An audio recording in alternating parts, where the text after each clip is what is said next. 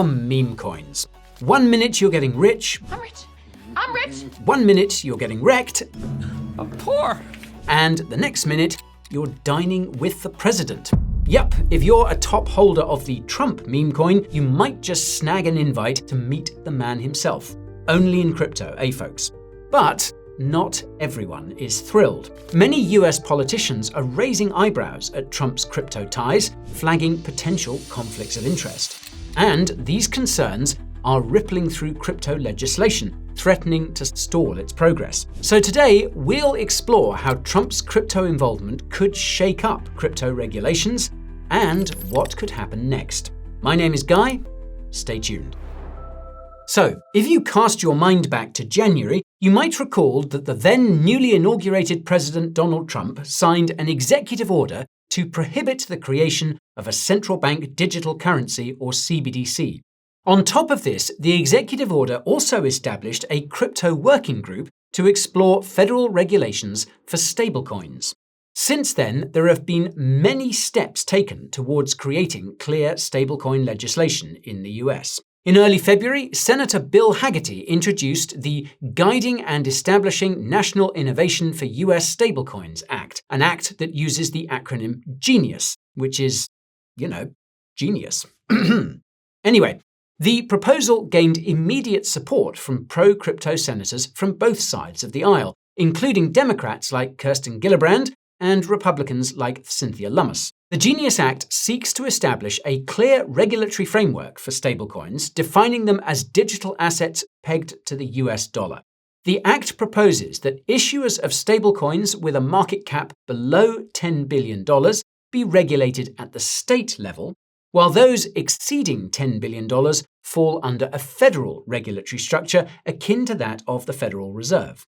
Note that at the time of shooting, the only stablecoins surpassing the $10 billion threshold are Tether's USDT and Circle's USDC. Anyway, just days after the GENIUS Act was tabled, US representatives in the House released a draft for the Stablecoin Transparency and Accountability for a Better Ledger Economy Act of 2025, an act that just so happens to use the acronym STABLE.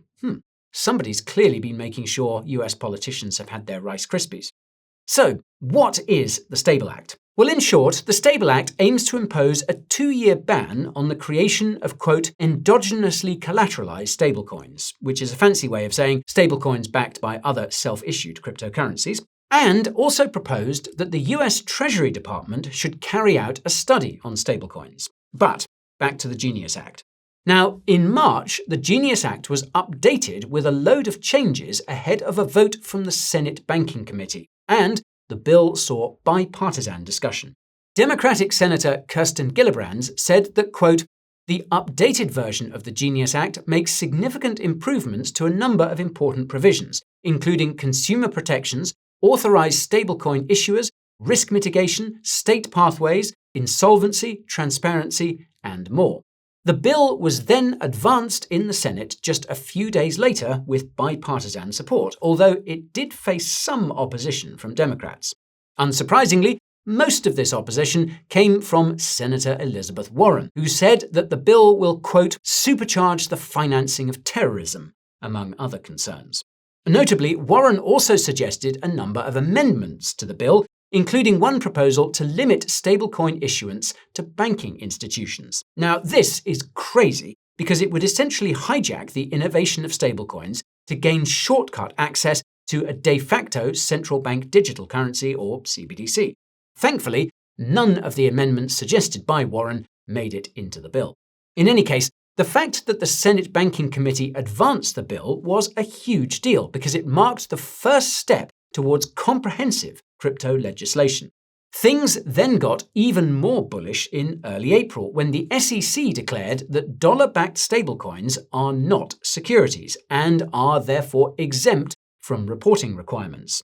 Then, at the end of April, it was reported that US Senate Majority Leader John Thune advised Republican lawmakers that the GENIUS Act would likely see a vote by the 26th of May, in time for the Memorial Day holiday. As you'll soon see, though, this didn't exactly go to plan. Oh, and by the way, if you're enjoying the video so far, then show it by smashing those like and subscribe buttons and pounding that notification bell too, so you don't miss our next one. Now, while all of this news is incredibly bullish, it just wouldn't be crypto without a bit of controversy, would it? Well, as you can imagine, the proposed regulations faced their fair share of scrutiny from opposing politicians, for multiple reasons. For instance, Senator Gillibrand, who you'll recall backed the Genius Act, also proposed restrictions on stablecoin issuers offering yield-bearing stablecoins, as this would hurt legacy finance. That's because there would be no need to deposit funds into a bank if users could earn a yield elsewhere, which would impact the financial system and be especially bad for smaller banks. But that's not all. Many politicians have also raised concerns around President Trump's conflicts of interest in regard to crypto. At a recent meeting of the House Financial Services Committee, Representative Maxine Waters used her opening statement to criticize Trump's business and ethical entanglements with the crypto industry. Waters said that Trump is leveraging his unique position as president to profit from multiple crypto schemes, including the launch of the USD1 stablecoin, which was created by World Liberty Financial. As such, she described the proposed stablecoin bill as setting a dangerous precedent, while validating the efforts of Trump and his associates to enrich themselves. Waters added that, quote, Trump likely wants the entire government to use stablecoins, from payments made by the Department of Housing and Urban Development to Social Security payments to paying taxes. And which coin do you think Trump would replace the dollar with? His own, of course. And she's not alone in having doubts. Committee Chair French Hill said that crypto legislation is unusually complex due to the Trump family's involvement with the industry. Now, if you watched our video about Trump's own DeFi protocol, World Liberty Financial, you'll know that President Trump's sons, Eric, Donald Jr. and Barron, are all listed as, quote, Web3 ambassadors for the platform. You can learn more about World Liberty Financial by checking out the video right over here, by the way. Now, towards the end of April, things got really heated when Trump announced a private dinner for the top 220 holders of his Trump Memecoin. A leaderboard was posted on the Memecoins official website, and the price of Trump rallied 65% on the day. Notably, the website explains that applicants, quote, cannot be from a KYC watchlist country and can't bring extra guests. As you can probably imagine, this Memecoin dinner party idea didn't exactly go down well with other politicians. In fact, even pro-crypto Republicans voiced their concerns, most notably Cynthia Lummis, who is famously so pro-crypto that she's been dubbed the Senate's Queen of Crypto. Lummis said that the decision to essentially allow people to pay for access to Trump and the White House gave her pause. Republican Senator Lisa Murkowski shared this view, saying, quote, I don't think it would be appropriate for me to charge people to come into the Capitol and take a tour. However, despite the controversy, Trump's Memecoin dinner party is still set to go ahead, coincidentally on the very day, the 22nd of May, that I'm shooting this video, which also happens to be Bitcoin Pizza Day, by the way. So, by the time you see this, the party will have already happened. Well, hello there. I know you're enjoying the video immensely, but I just very quickly want to tell you about the Coin Bureau deals page. Now, if you're looking for some of the very best deals and promos in all of crypto, such as, for instance, up to $100,000 in sign-up bonuses and up to 60% in trading fee discounts on some of the top crypto exchanges out there, as well as insane discounts on hardware wallets and much more besides, then check out the Coin Bureau deals page in the description below. And now, back to the video. Now, Trump's Memecoin dinner plans have caused some serious backlash, with some even calling for his impeachment. One example here was Democratic Senator Jon Ossoff, who said, quote, when the sitting president of the United States is selling access for what are effectively payments directly to him, there is no question that that rises to the level of an impeachable offense. However, Ossoff also acknowledged that an impeachment is unlikely unless the Democrats can gain control of Congress in next year's midterm elections. Unsurprisingly, Elizabeth Warren was also quick to oppose. Alongside fellow Democratic Senator Adam Schiff, she penned an open letter to the Office of Government Ethics, urging them to address concerns surrounding Trump's crypto ventures, particularly his Memecoin. The letter underscored concerns that foreign actors and other entities could effectively buy influence at the White House, potentially swaying US policies, which she described as a threat to national security. Notably, the letter was sent on the same day that Warren raised similar issues with the SEC, questioning whether the Trump Media and Technology Group was, quote, free from undue political interference and influence from the president and his administration. Warren also claimed that the value of Trump's Memecoin surged following, quote, a shady crypto deal with the United Arab Emirates. She asserted that Trump and his family stand to benefit personally from a $2 billion investment by UAE state-backed firm MGX into crypto exchange Binance, which was settled using USD1. As such, opposing senators called for an urgent ethics probe into these dealings, arguing that they serve as a backdoor for foreign influence and personal enrichment. A group of 9 Democratic pro-crypto senators subsequently announced that they would pull support for the Genius Act, saying the bill, quote, still has numerous issues that must be addressed.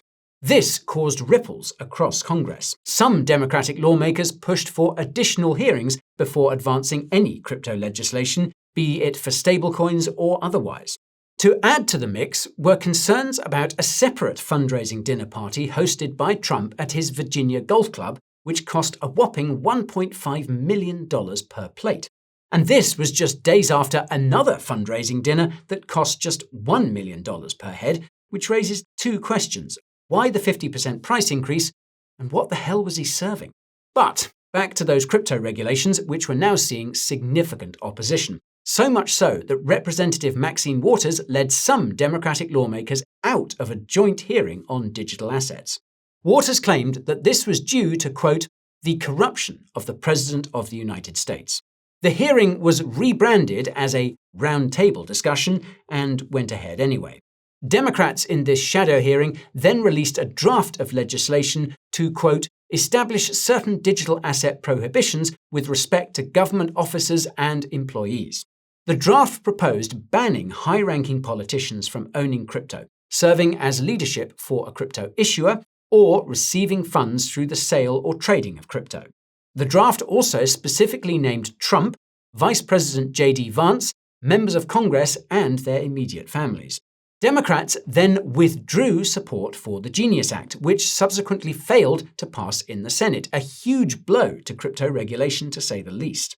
And to rub salt into the wound, the vote failed by just 1. 48 voted in favor and 49 voted against. Senate Banking Committee Chairman Tim Scott responded by slamming partisan politics for blocking the bill, and Treasury Secretary Scott Bessent called it a missed opportunity. Then, the following day, Democratic senators sent a letter to the Department of Justice and the Treasury Department seeking information on Trump's potential ties to Binance. They also requested details about the steps Binance took during its November 2023 plea agreement with US authorities, which saw Binance pay over $4 billion in fines and led to CZ stepping down as its CEO. Now, concerns around Trump's crypto dealings continued to build, especially after the non-partisan organization State Democracy Defenders Action released a report which revealed that roughly 40% of Trump's net worth was tied to crypto. Notably, this report came before the launch of the USD1 stablecoin. What this report suggests is that Trump has yet to divest from any of his crypto holdings. This is significant because it means that Trump allegedly stands to benefit financially from the very policies he will be putting forward. But it's not just Trump himself that could benefit from his own policies. A number of red flags have also been raised around some of Trump's affiliates, who could also benefit financially. The obvious examples here are Trump's sons, who you'll recall are actively involved with World Liberty Financial. Another red flag, meanwhile, was raised against Tron founder Justin's son, who has previously been under fire from the SEC for alleged securities fraud and other violations. Sun has invested a total of $75 million in WLFI, the native token for Trump's DeFi protocol. Notably, his initial investment of $30 million was made when World Liberty Financial was struggling to meet its fundraising target. Now, this is important because Sun has since been welcomed by the World Liberty Financial team as an advisor to the project. What's crazy is that shortly after this mammoth investment, the SEC asked the courts to pause any enforcement actions against him. Now, some would say this is expected given that the SEC also paused other enforcement actions. Others, though, are not so sure. It's also worth noting that the leaderboard on the Trump Memecoins website reveals that the top holder currently holds more than 1.4 million tokens. The wallet holding this stash is labelled with the username Sun, which has of course led many to speculate that this wallet belongs to Justin Sun. As such, Democrats have sent a letter to Treasury Secretary Scott Bessent asking his department to, quote, make available to the committees all suspicious activity reports, or SARs, related to the Trump family's recently launched crypto venture, World Liberty Financial, and Trump-branded Memecoins. This request was part of a broader inquiry based around concerns of bribery, corruption, and conflicts of interest. This inquiry also looks into some of Trump's other affiliations, including the Republican fundraising platform WinRed and Elon Musk for his America Political Action Committee, or PAC. Now, at the time of shooting, the Senate has recently voted by 66 votes to 32 to overcome a filibuster and advance the Genius Act towards a final vote on the Senate floor. The date for this final vote is still to be decided. However, it's important to remember that the Genius Act will also need to pass the House to become law. As we've learned, Democratic politicians in the Senate seem to be more opposed to stablecoin regulations than Democratic politicians in the House. But the Genius Act could still face serious hurdles in the House, if only because the House is trying to pass its own competing stablecoin regulations. And all of this begs the question of what this could mean for the future of crypto regulation in the US. Well, you'll recall that Democrats in the House will want to modify the bill to block Trump and his associates from investing in crypto, while Republicans will be unlikely to make these adjustments. However, there is potential pressure on politicians to find a solution that satisfies both sides. That's because pro-crypto interests were among the biggest donors of the 2024 election. Fairshake, the crypto industry PAC, has warned Senate leadership against playing political games, urging them to pass a stablecoin bill soon. Chances are that House politicians are facing similar pressure. In any case, though, all this suggests that the regulatory landscape for crypto in the US could improve despite the pushbacks. And what's more is that the crypto market could still pump regardless of whether these regulations are passed or not. That's because some investors believe that while regulations are meant to support the industry, they could in fact end up doing more harm than good. For example, they could open the door to more competition from TradFi, which could end up crushing most crypto projects. As such, the ideal solution would be to have a loose regulatory environment that allows crypto companies to experiment more freely. What's crazy is that this could actually be the very regulatory backdrop we're being presented with. That's because SEC Commissioner Hester Peirce recently said that the SEC is looking at changing the rules to allow companies to issue tokenized securities with less scrutiny. In essence, these rule changes would allow blockchain companies to issue and trade securities without having to register with the SEC. Now, this could be incredibly bullish for crypto, since it would create much more freedom for innovation. And not only that, but Peirce also said that a decentralized exchange would no longer need to register with the SEC as a broker-dealer, clearing agency, or even as an exchange. This is significant because, under the leadership of former Chair Gary Gensler, the SEC had previously tried going after DEXs like Uniswap for offering unregistered securities. It's important to note, though, that even under the new rules, blockchain firms would still need to comply with anti-fraud and manipulation laws and would need to meet record-keeping and disclosure requirements.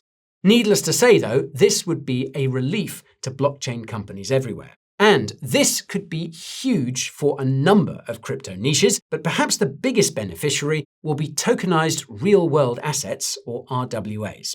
That's because tokenized RWAs currently face a chicken and egg style problem. where issuers are hesitant to create tokenized funds due to limited trading venues, while platforms are reluctant to create the necessary infrastructure needed for RWAs to thrive. However, these new exemptions could resolve this issue by enabling experimental secondary markets without the added compliance concerns. And this could even create more demand for stablecoins, which are also RWAs, they're tokenized versions of the US dollar. And this could even result in TradFi institutions and Web2 companies getting involved in the stablecoin sector. Case in point, Meta, the company behind Facebook, Instagram, and WhatsApp, is now considering stablecoins for cross-border payments. So, that's why we'll be keeping a very close eye on this story as it develops, and you can rest assured that we'll be keeping you updated every step of the way. Okay, if you enjoyed that video, then smash those like and subscribe buttons to show it a little bit of love. If you want to learn more about Trump's crypto plans, then check out the video right over here. And if you want to see how the PayPal mafia could be influencing the White House, then you can check out the video right over here. Okay, thank you all for watching, and I'll see you next time. This is Guy, signing off.